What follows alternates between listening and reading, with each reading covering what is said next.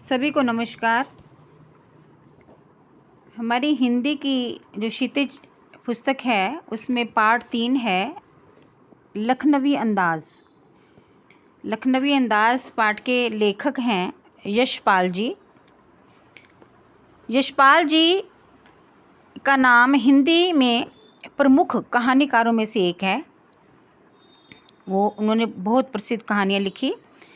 उनका जन्म जो है 3 दिसंबर 1903 को पंजाब के फिरोज़पुर ज़िले में हुआ। मैट्रिक की परीक्षा उन्होंने पास की। पढ़ाई में बहुत होशियार थे, बड़ी तेज़ बुद्धि के बालक थे। 1921 में उन्होंने स्वदेशी आंदोलन में भाग लिया। उन्हें सरकार की ओर से प्रथम आने पर क्योंकि पढ़ाई में बहुत अच्छे थे तो छात्रवृत्ति मिली, परंतु उन्होंने छात्रवृत्ति को ठुकरा दिया। छात्रवृत्ति सरकार से नहीं ली, बल्कि सरकारी कॉलेज में नाम लिखवाना भी नहीं लिखवाया, उसमें भी नाम नहीं लिखवाया। पंजाब के राष्ट्रीय नेता जो थे उस समय लाला लाजपत राय, उनके द्वारा जो लाहौर के एक नेशनल कॉलेज में उन्होंने दाखिला लिया, जो उनके द्वारा एक लाहौर में कॉलेज की स्थापना की गई थी, नेशनल कॉलेज, उसमें उन्होंने दाखिला ले लिया। उसमें वह उस समय कई क्रांतिकारी थे, जैसे भगत सिंह, सुखदेव और राजगुरु उस समय क्रांतिकारी थे। वो उनके संपर्क में आए। देश के प्रति जो उनकी एक भावना थी, उनके संपर्क में आने से और वो तेज़ हुई। कॉलेज के समय में ही वो अपने विद्यार्थी जीवन में ही उनके संपर्क में आने से क्रांतिकारी बन गए। तो कई प्रकार के इसके कारण वो जेल भी उनका जाना हुआ। बहुत क्रांतिकारी नेताओं के संपर्क में वो आए। जेल में ही उन्होंने विश्व की लिखने में उनकी रुचि थी, तो विश्व की अनेक भाषाओं में बहुत उन्होंने लिखना शुरू किया। अध्ययन किया पहले उसका, फिर लिखना शुरू किया।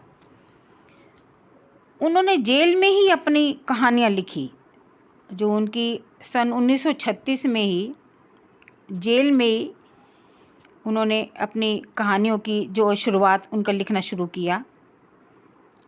उनकी कई प्रमुख रचनाएं आई हैं, जैसे पिंजरे की उड़ान। कहानियों में पिंजरे की उड़ान, वो दुनिया, उत्तमी की माँ, ज्ञानदान, बहुत तरह की कहानियाँ उन्होंने लिखी हैं।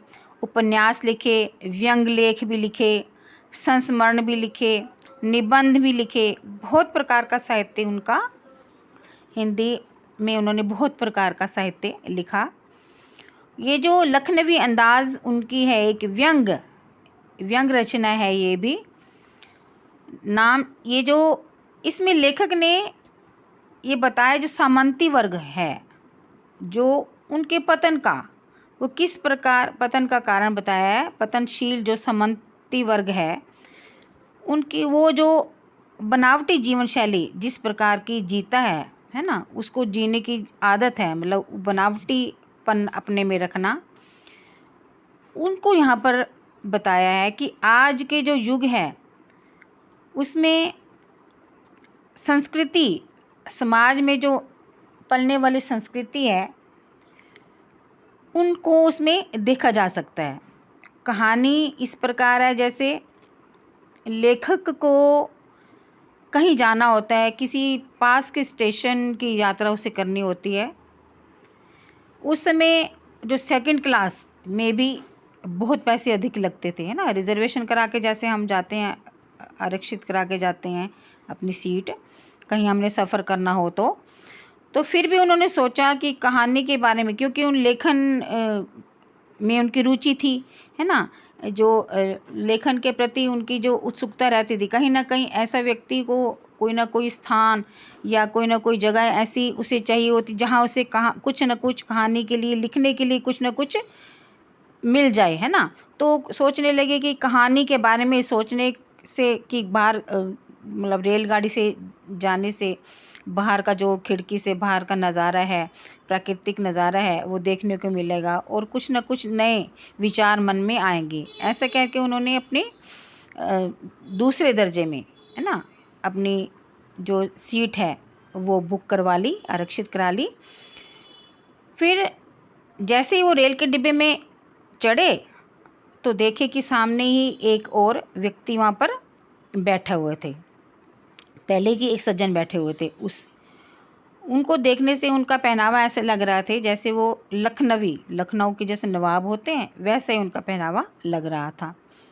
वो सीट पर पूरी अपनी जैसे चौकड़ी मार के बैठते हैं, बैठे हुए थे। उनके सामने ही तौलिए पर 2 खीरे रखे हुए थे। खीरा जो खाने का होता है, सलाद में हम खाते हैं, खीरे रखे हुए थे। लेखक चिकने चिकने ताज़े खीरे लग रहे थे।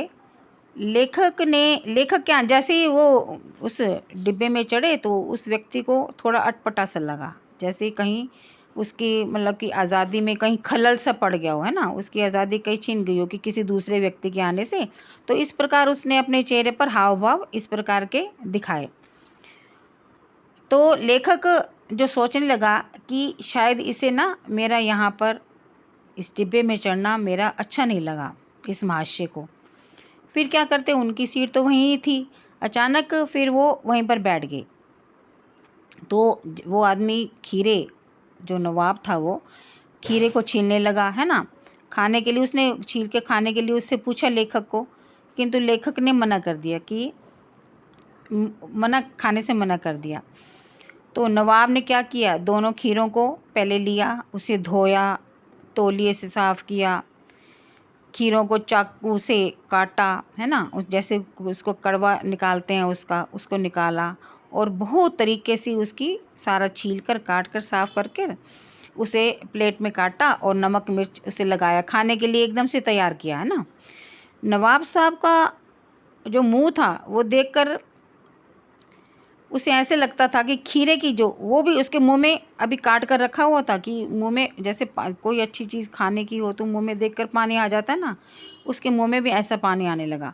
लेखक को भी एक बार तो ऐसे लगा कि जिस प्रकार से उसकी सजावट देखकर लेखक को भी खाने की इच्छा हुई, लेकिन वो पहले ही खाने के लिए मना कर चुका था। तो वो देखता रहा कि ये नवाब जो है क्या कर रहा है। तो नवाब ने फिर उससे पूछा, तो लेखक ने फिर उसे इनकार कर दिया कि पहले मना किया था तो अब नहीं खाना चाहिए।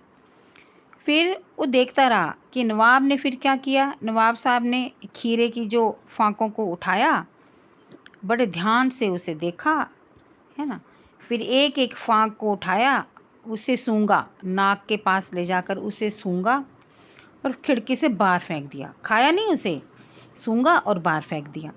बाद में नवाब ने लेखक की ओर देखा, क्योंकि ऐसा लग रहा था मैंने जैसे कोई, उसने वो ये दिखाना चाह रहा था कि जैसे कोई मैं ख़ानदानी रईस हूँ कि देखो मैंने इतनी मेहनत की इसको काटने में, छीलने में, इसको बनाने में। जब खाने की बारी आई तो मैंने उसको सूंघ कर ही घेर दिया अपने आप को। इसमें उसकी वो अपने आप को एक जो ख़ानदानी रईस होते हैं ना, उनकी अनोखा ढंग वो उसको जताना चाहता था लेखक को कि देखो हम ख़ानदानी रईस हैं, अब मन नहीं कर रहा खाने को तो नहीं खाया और फेंक दिया, है ना। तो लेखक ने सोचा, ये मन में सोचने लगा कि क्या ये इस प्रकार से इसने खाने की चीज़ को बेकार कर रहा है ये ना, इस ढंग से क्या इसकी जो पेट की जो भूख है वो शांत होगी। कि खाने की चीज़ को तो खाना ही चाहिए, पेट की जो भूख है तभी शांत होगी, और ये तो इसे बाहर गिराता जाता है। इतने में नवाब साहब बिना खाए ही सारी बाहर खीरा फेंक देता है और ज़ोर से डकार लेता है। तो नवाब साहब ने बोला, अब लेखक ने तो उससे कुछ पूछा नहीं, वो अपने आप ही कहने लगा कि जो मुझे खीरा अच्छा तो बहुत लगता है खाना, लेकिन मैंने सोचा कि इससे कहीं पेट ना ख़राब हो जाए और इसलिए मैंने इसे खाया नहीं और बाहर गिरा दिया, है ना।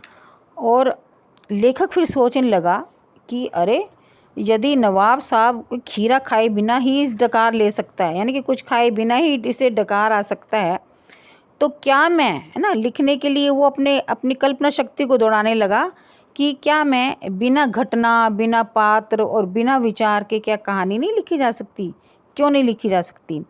एकदम से उनके दिमाग में इस प्रकार का कहानी लिखने का जो ये बात एकदम से उसने सोची और कहानी लिख दी।